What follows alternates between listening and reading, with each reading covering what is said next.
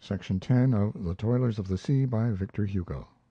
This recording is in the public domain, read by John Greenman. Chapter 2, A Taste Which He Had. Gilliatt had something of the savage in his nature. Mais Lethierry had similar characteristics. This savage had, however, certain refinements in his nature. He was fastidious in regard to the hands of women. In his youth, when he was still almost a child, between cabin boy and sailor, he had heard Admiral de Suffren exclaim, "Yonder is a pretty girl, but what horrible great red hands!"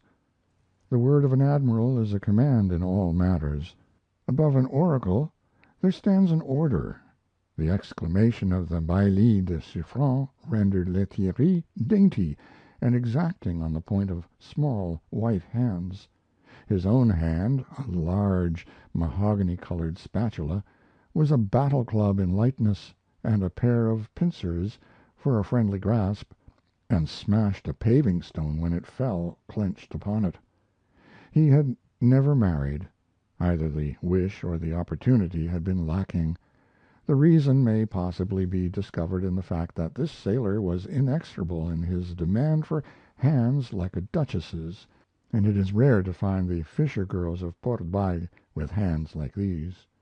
Nevertheless, it was said at Roquefort en Charente that he had in earlier days discovered a coquettish grisette who realized his ideal.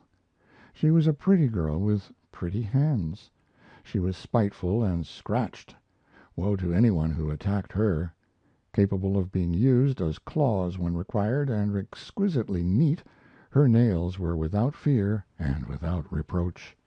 These charming nails had first enchanted Lethierry, and then disturbed him, and, fearing that the day might come when he should no longer be the master of his mistress, he decided not to take this love affair before the Monsieur the Mayor.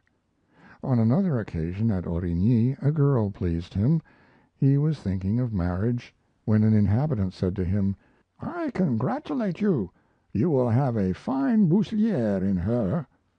He obtained an explanation of this commendation. At Origny a certain custom prevails. They take a cow dung and fling it against the wall. When it is dry it falls, and it is used for fuel. These pieces of dried dung are called coipiaux.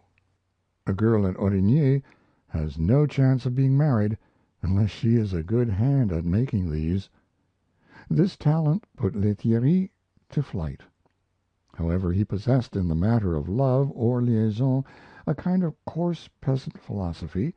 The wisdom of a sailor always captivated, but never enslaved, and he was wont to boast of having been, in his youth, easily conquered by a cotillon. What is now called a crinoline was then called a cotillon.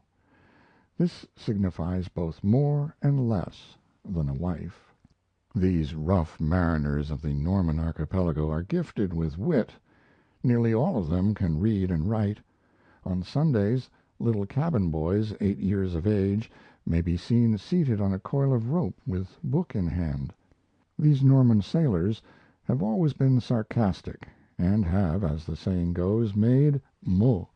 It was one of them, bold pilot Quéripel, who tossed at Montgomery when he had taken refuge in Jersey after his unlucky lance thrust at Henri le Deux, this sarcasm: "A mad head hath broken an empty head." It was another, Touzeau, skipper at St. Brelade, who made this philosophical pun, wrongly attributed to Archbishop Kahn: "After death popes become butterflies and sires become mites." Note: Après la mort, les papes deviennent papillons et les sires deviennent cirons. End of Chapter 2. A Taste Which He Had.